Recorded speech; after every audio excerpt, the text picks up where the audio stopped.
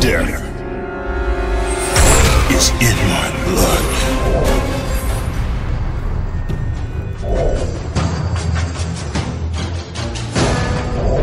Well, now that God of War is done, and we're actually at manufacturing right now, even with the Portuguese version, which is being manufactured in Europe, feels great. I mean, it's a little hard to believe. You know, it's been 3 years in production, and the last 6 months were pretty intense. A lot of late nights. So in some ways, I get up in the morning and I forgot to turn my alarm off, and I'll wake up and I'm like, I gotta go to work. And it's like, oh, well, what's my rush? Yeah. So the last couple of days have been kind of fun. I've been, kind of rediscovering my family, and but the game, I'm really proud of the team. I'm proud of the game. I think we've done a fantastic game. Something that I will never forget. Kratos, your death will not be a gentle one.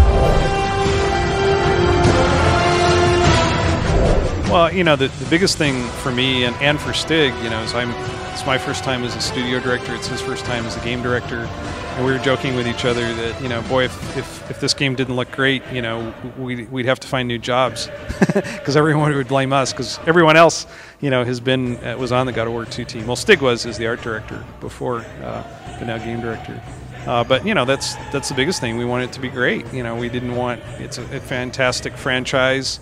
It's an incredible team that did those first 2 games. So we wanted to make sure that the third game lived up to that legacy, and not only lived up to it in the sense that doing a game that was as good as those games, but each one of those games in its own way tried to push both the technology, the storytelling, and the action of those games. And so we needed to do the same thing, but we had a new tool to use as well, and that's the PlayStation 3.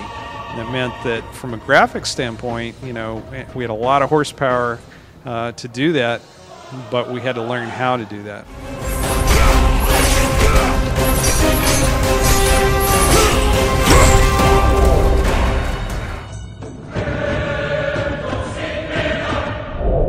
Well, I guess the question is, what have we done with God of War 3, to kind of extend action gameplay? And first and foremost, you see it in the opening scenes of the game, seeing that big Titan Gaia and battles literally taking place on her arm.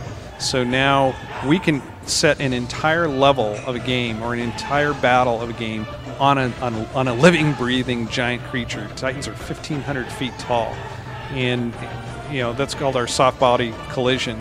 So we're in this game really having fun with scale and scope. From being able to pull the camera out, and show you Kratos literally on the back or his shoulder of this huge Titan while the battle rages around, to then zooming in, so that you're literally just looking into Kratos' eyeball and you see the reflection of the battle in front of him. We've never been able to have that kind of power, and it's great from a cinematography point of view, but also from an action and storytelling point of view. In the end, there will be only chaos.